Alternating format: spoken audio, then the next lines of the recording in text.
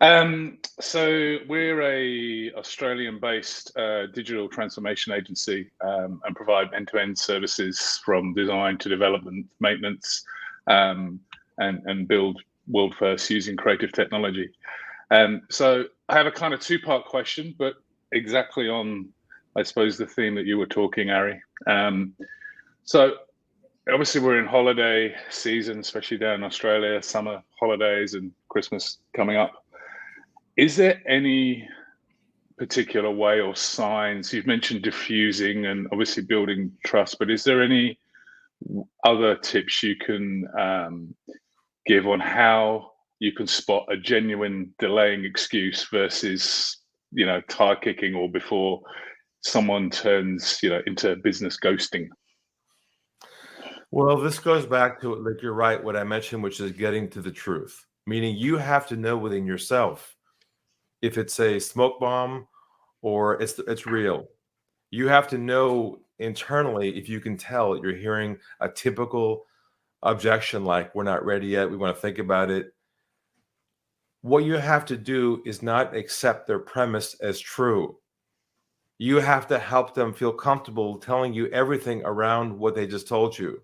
So if they say to you, Rob, we don't quite have the budget yet to move this thing forward, you might say, can you tell me a little bit more about that? Okay. As opposed to, oh, okay, then we'll talk next year when you get the budget. See, most people assume when they hear something like that, that's the end of the process. And it might be, once you fully understand the totality of the context to what they just said, right? So they might say, well, with our budget alone, we don't have enough, or we're waiting for that budget to come in, or then you can say, okay, no problem. Now I understand. What's your timing on that you think might be the right time that would fit you to make this work? See, what happens is they typically give you a phrase to have you step back because they don't want to be pressured. But by you diffusing and re-engaging without pressure, but opening up the back door and saying, can you tell me more about that context around that? It's amazing what's revealed from that. That makes sense? Yeah. No, it does.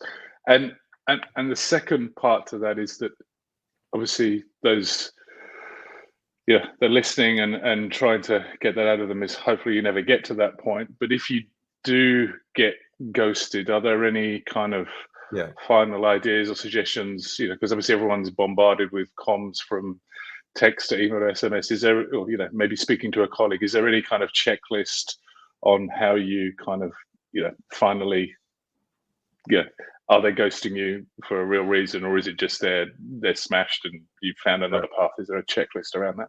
Look, the best way, there's multiple layers of how to keep people top of mind to re-engage them again. But the shortest route around your scenario you just mentioned to me to find out the truth of where they're at is a phone call. Assume you get them on the phone. It kind of goes like this. Let's just say the gentleman was Mark, who's your contact. Hi, Mark, it's Ari here. Hope you're well. Listen, I've been thinking about our conversation. That's the first thing you say. And they kind of go, huh? You're thinking about, like, me? And yeah, you've been thinking about the previous conversations you had. And I'm just giving you a ring, giving you a call to see.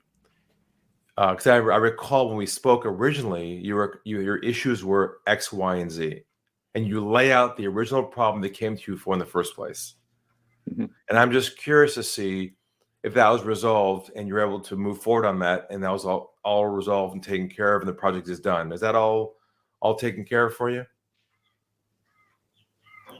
It's like the doctor calling to saying, how's your shoulder going? Is it still painful? Does it still hurt? He's not calling to say you're taking your medicine. Do you want the medicine? You should have the medicine. Take the medicine. He's saying, how's the shoulder going? Same concept for you, Rob, is that you have to call and reorient the conversation around their original problem they're trying to solve.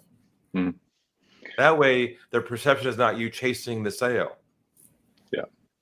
And I think that goes to, a lot of what you talk about is giving that space for people to jump into. It's very easy to rush at everything, but if you can give them the space and they jump in the hole, the space, whatever, then obviously you learn heaps. So when they feel that you're not trying to fill the space up with empty air of selling, they automatically gravitate to you.